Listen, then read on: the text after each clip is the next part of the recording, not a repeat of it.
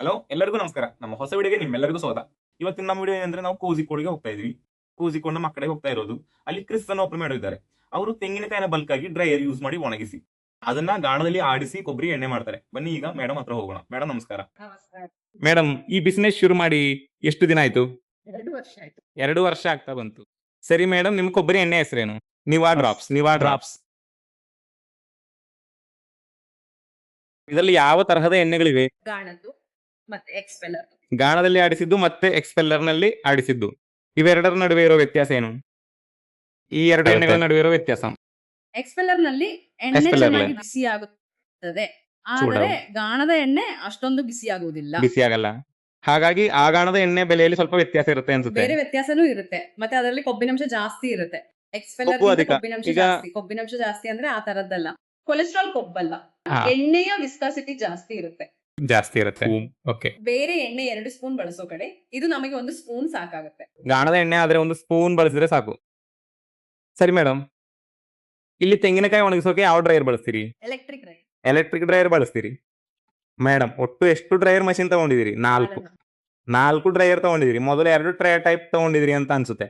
ಅದಾದ್ಮೇಲೆ ಈಗ 2 ಬಲ್ಕ್ ತಗೊಂಡಿದ್ದೀರಿ. ಹಾಗಾದ್ರೆ ಡ್ರೈಸ್ ನ ಪರಿಚಯ ಮಾಡ್ಕೊಡ್ತೀನಿ.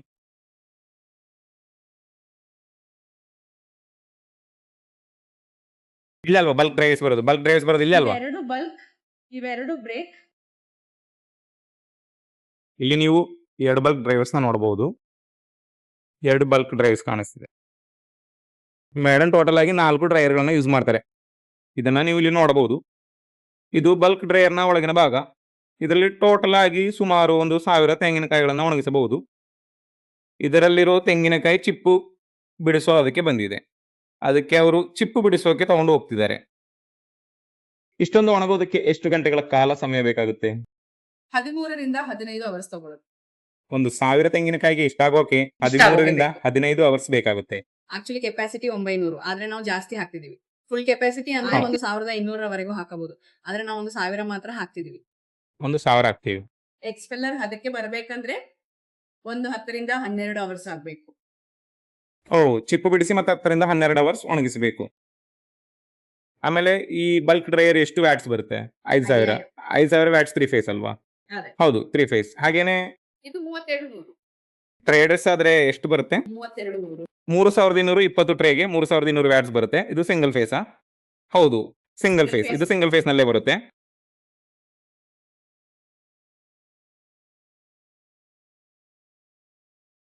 ಟ್ರೇ ಡ್ರೈಯರ್ಸ್ ಅಂದ್ರೆ ಈಗ ಬರುತ್ತೆ. ಇದರಲ್ಲಿ ನಾವು ಪದೇ ಪದೇ ಇಡಬೇಕಾಗುತ್ತೆ. ಆದ್ರೆ ಬಲ್ಕ್ ಡ್ರೈಯರ್ ಆದ್ರೆ ನಮಗೆ ಪದೇ ಪದೇ ಇಡೋ ಅವಶ್ಯಕತೆ ಇರಲ್ಲ. ಬಲ್ಕ್ ಆಗಿ ಹಾಕಬಹುದು, ಪದೇ ಪದೇ ಹಾಕಬಹುದು. ಈ ಕಡೆನೂ ಹಾಗೆ ಇದೆ.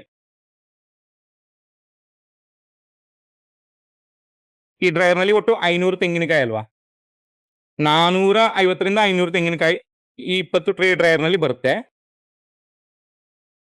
ಮೇಡಮ್, ಈ ಎಲೆಕ್ಟ್ರಿಕ್ ಡ್ರೈಯರ್ ಅಥವಾ ಡೆಲ್ಮಾರ್ಕ್ ನ ಎಲೆಕ್ಟ್ರಿಕ್ ಡ್ರೈಯರ್ ಮತ್ತು ಬಲ್ಕ್ ಡ್ರೈಯರ್ ತಗೊಳಕ್ಕೆ ಕಾರಣ ಏನು? ಬೇರೆ ಡ್ರೈಯರ್ಸ್ ಏನಾದ್ರು ಮೊದಲು ನೋಡಿದ್ವಾ? ಹೌದು, ತುಂಬಾ ನೋಡಿದ್ವಿ. ಸೌದೆ ಹಾಕಿ ಸುಡೋ ಡ್ರೈಯರ್ ನೋಡಿದ್ವಿ, ಎಲೆಕ್ಟ್ರಿಕ್ ನಲ್ಲೇ ತುಂಬಾ ನೋಡಿದ್ವಿ. ಆದ್ರೆ ಪ್ರಾಬ್ಲಮ್ ಎಲ್ಲಿ ಬರುತ್ತೆ ಅಂದ್ರೆ ಈ ರೇಟ್, ಅಂದ್ರೆ ನಾವು ತೆಂಗಿನಕಾಯಿ ಒಣಗಿಸಿ ಅದು ಒಣಗಿದ ಮೇಲೆ ಅವರಿಗೆ ಆಗೋ ಆ ಖರ್ಚಿನ ಬಗ್ಗೆ. ಅതാണ് ಹೀಟ್ ತುಂಬಾ ಬೇಗ ಜಾಸ್ತಿ ಆಗುತ್ತೆ. ಕೂಡು. 80 ಡಿಗ್ರಿ ಸೆಲ್ಸಿಯಸ್ ಗಿಂತ ಜಾಸ್ತಿನೇ ಆಗುತ್ತೆ. 90, 120 ವರೆಗೂ ಬೇಗ ಆಗುತ್ತೆ. ಅವರು ಹೇಳೋ ಲೆಕ್ಕ ಸರಿ ಇದೆ, ಬೇಗ ಒಣಗುತ್ತೆ. ಆದ್ರೆ ಎಣ್ಣೆ ಒಣಗು- ಅಂಶ ಹೋಗಲ್ಲ. ಎಣ್ಣೆ ಹೋಗುತ್ತೆ. ಅವಾಗ ಅದು ನಮ್ಗೆ ಕಂಟ್ರೋಲ್ ಟೆಂಪರೇಚರ್ ನಲ್ಲೇ ಇರಬೇಕು. ಹಾಗೆ ಸಿಗುತ್ತೆ. ಬೇರೆದಾದ್ರೆ ಬೇಗ ಒಣಗುತ್ತೆ, ಆದ್ರೆ ಕ್ವಾಲಿಟಿ ಹಾಳಾಗುತ್ತೆ. ಹೌದು, ಇದಾದ್ರೆ ನಮ್ಗೆ ಬೆಸ್ಟ್ ಕ್ವಾಲಿಟಿನಲ್ಲಿ ಒಣಗಿಸಿಕೊಳ್ಳೋಕೆ ಸಾಧ್ಯ ಆಗುತ್ತೆ. ಅವಾಗ ನಮ್ಗೆ ಅಷ್ಟೊಂದು ಟೆಂಪರೇಚರ್ ಬೇಕು ಅಂದ್ರೆ ಅಷ್ಟೇ ವ್ಯಾಟ್ಸ್ ಕೂಡ ಜಾಸ್ತಿ ಆಗುತ್ತೆ, ಎಲೆಕ್ಟ್ರಿಸಿಟಿ ಚಾರ್ಜ್ ಕೂಡ ಚಾರ್ಜ್ ಜಾಸ್ತಿ. ಇದಾದ್ರೆ ಅದೆಲ್ಲ ಹೋಗುತ್ತೆ. ಇದೇ ನಾವು ಕರೆಕ್ಟ್ ಆಗಿ ಬ್ಯಾಲೆನ್ಸ್ ಮಾಡಿ ಮೇಡಮ್ಗೆ ಹೌದು, ಇವೆರಡನ್ನು ಯೂಸ್ ಮಾಡಿ ಸ್ಯಾಟಿಸ್ಫೈಡ್ ಆಗಿರೋದ್ರಿಂದಾನೇ ನಾನು ನೆಕ್ಸ್ಟ್ ಬಲ್ಕ್ ಆಗಿ ತಗೊಳಗೆ ಮುಂದಾಗಿದ್ದು ಅಲ್ವಾ? ಮೊದಲು ಈ ಕಾಣ್ತಿರೋ 2 ಟ್ರೇ ಡ್ರೈಯರ್ಸ್ ನ ಯೂಸ್ ಮಾಡ್ತಿದ್ರು. ಅದನ್ನ 1 ವರ್ಷಕ್ಕಿಂತ ಹೆಚ್ಚು ಕಾಲ ಯೂಸ್ ಮಾಡಿದ ಮೇಲೆ ಈಗ ಬಲ್ಕ್ ಡ್ರೈಯರ್ ತಗೊಂಡಿದ್ದಾರೆ. ಡೆಲ್ಮಾರ್ಕ್ ನ ಈ 2 ಡ್ರೈಯರ್ಸ್ ಬಗ್ಗೆ ಸ್ಯಾಟಿಸ್ಫೈ ಆಗಿರೋದ್ರಿಂದಾನೇ ಮೇಡಮ್ ಇನ್ನು 2 ಡ್ರೈಯರ್ಸ್ ನ ತಗೊಂಡಿರೋದು.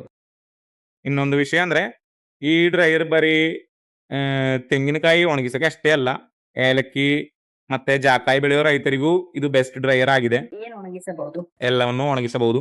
ತರಕಾರಿ, ಹಣ್ಣು ಎಲ್ಲವನ್ನು ಸೊ ಏಲಕ್ಕಿ, ಜಾಕಾಯಿ, ತೆಂಗಿನಕಾಯಿ ಬೆಳೆಯೋ ರೈತರು ಡೆಲ್ಮಾರ್ಕ್ನ ಕಾಂಟ್ಯಾಕ್ಟ್ ಮಾಡಬಹುದು.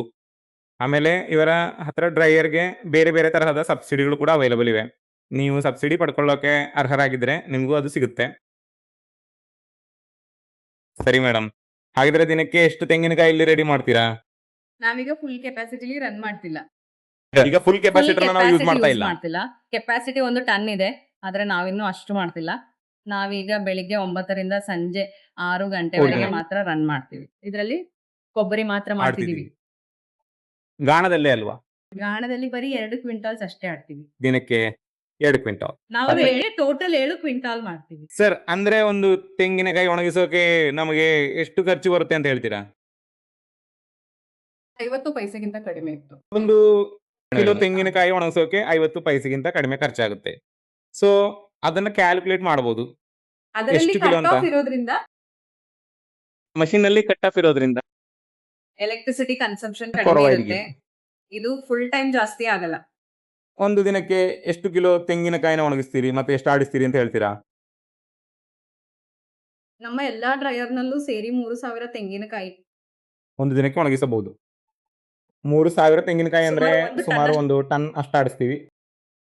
ಇನ್ನೊಂದು ವಿಶೇಷ ಅಂದ್ರೆ ಇದು ಕುಟ್ಟಿಯಾಡಿ ತೆಂಗಿನಕಾಯಿ ಎಣ್ಣೆ. ತೆಂಗಿನ ಎಣ್ಣೆಗಳಲ್ಲಿ ಕುಟ್ಟಿಯಾಡಿ ತೆಂಗಿನಕಾಯಿ ಎಣ್ಣೆನೇ ಬೆಸ್ಟ್. ಹಾಗೆ ಈ ಬೆಳಚೆಣ್ಣೆ ಬೆಲೆ ಎಷ್ಟಾಗುತ್ತೆ? ಎಕ್ಸ್ಪೆಷಲರ್ ಆದ್ರೆ ಹೋಲ್ಸೇಲ್ ರಿಟೇಲ್ 2 ಇದೆ. ರಿಟೇಲ್ ನಲ್ಲಿ 180 ಕೊಡ್ತೀವಿ. ರಿಟೇಲ್ 180 ರೂಪಾಯಿ, ಎಕ್ಸ್ಪೆಲ್ಲರ್ ನಲ್ಲಿ ಆಡಿಸಿದ ಎಣ್ಣೆಗೆ. ಗಾಣದಲ್ಲಿ ಆಡಿಸಿದ ಎಣ್ಣೆ ಬಗ್ಗೆ ಹೇಳ್ಬೇಕಂದ್ರೆ ಗಾಣದಲ್ಲಿ ಆಡಿಸಿದ ಎಣ್ಣೆಗೆ 1 ಲೀಟರ್ಗೆ 220 ರೂಪಾಯಿ ಪ್ರೈಸ್ ಇದೆ. ನಿಮಗೆ ಎಣ್ಣೆ ಬೇಕಿದ್ರೆ ಮೇಡಮ್ನ ಕಾಂಟ್ಯಾಕ್ಟ್ ಮಾಡಬಹುದು. ನೀವು ಬಲ್ಕ್ ಆಗಿ ತಗೊಂಡ್ರೆ ರೇಟ್ ಡಿಫ್ರೆನ್ಸ್ ಇರುತ್ತೆ. ಸೊ ನೀವು ಬಲ್ಕ್ ಆಗಿ ಎಣ್ಣೆ ತಗೊಂಡ್ರೆ ಅದರಲ್ಲಿ ರೇಟ್ ಡಿಫ್ರೆನ್ಸ್ ಇರುತ್ತೆ. ಅವಾಗ ನೀವು ಮೇಡಮ್ನ ಕಾಂಟ್ಯಾಕ್ಟ್ ಮಾಡಿ ತಗೋಬಹುದು ಅನ್ನೋದೇ ವಿಷಯ. ಮತ್ತೆ ಮೇಡಮ್, ನೀವು ಈಗ 2 ಇಯರ್ಸ್ ಇಂದ ಡೆಲ್ಮಾರ್ಕ್ ಮಷೀನ್ಸ್ ನ ಯೂಸ್ ಮಾಡ್ತಿದ್ದೀರಾ. ನಿಮಗೆ ಮಷೀನ್ ಬಗ್ಗೆ ಏನಾದರೂ ಡಿಸ್ಅಡ್ವಾಂಟೇಜ್ ಅಥವಾ ಏನಾದರೂ ಕೊರತೆಗಳು ಅನ್ಸಿದೆಯಾ? ಇವರು ಒಪ್ಪಿಕೊಂಡಿದ್ದಾರೆ ಅನ್ಸುತ್ತೆ. ಏನು ಅನ್ಸಿಲ್ಲ. ಒಣಗಿಸೋದು ಅದೆಲ್ಲ ಕರೆಕ್ಟ್ ಆಗಿ ನಡೀತಿದೆ. ಇದರಲ್ಲಿ ಏನು ಪ್ರಾಬ್ಲಮ್ ಆಗಿಲ್ಲ. ಒಂದು ವೇಳೆ ಏನಾದ್ರೂ ಮೇಂಟೆನೆನ್ಸ್ ಬಂದ್ರೆ ಕಾಲ್ ಮಾಡಿ ಹೇಳಿದ ತಕ್ಷಣ ಮನುಷ್ಯ ಬಂದು ಮೇಂಟೆನೆನ್ಸ್ ಅದೆಲ್ಲ ಮಾಡಿಕೊಡ್ತಾರೆ. ಕಾಲ್ ಮಾಡಿ ತುಂಬಾ ದಿನ ವೇಟ್ ಮಾಡೋ ತರದ ಪ್ರಾಬ್ಲಮ್ ಏನು ಇಲ್ಲ. ವೇಟಿಂಗ್ ಏನು ಇರಲ್ಲ. ಕಾಲ್ ಮಾಡಿದ್ರೆ ಸಾಕು, ತಕ್ಷಣ ಬಂದು ಮಾಡಿಕೊಡ್ತಾರೆ. ಸೊ ಮೇಡಮ್, 4 ಡ್ರೈಯರ್ಸ್ ಯೂಸ್ ಮಾಡಿದ್ದಾರೆ.